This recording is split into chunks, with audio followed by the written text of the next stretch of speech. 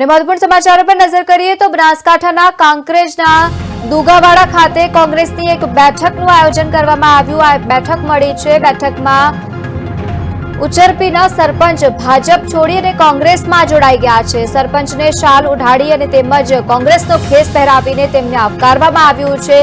બેઠકમાં આગામી ચૂંટણીલક્ષી ચર્ચા પણ કરવામાં આવી છે। ધારાસભ્ય અમરજી ઠાકોરના અધ્યક્ષ સ્થાને આ મહત્વપૂર્ણ બેઠક મળી હતી। સમાચાર બનાસકાંઠાથી પ્રાપ્ત થયા છે। કાંકરેજના દુગાવાડા ખાતે ધારાસભ્યના અધ્યક્ષ સ્થાને કોંગ્રેસની કારોબારી બેઠકનું આયોજન કરવામાં આવ્યું હતું।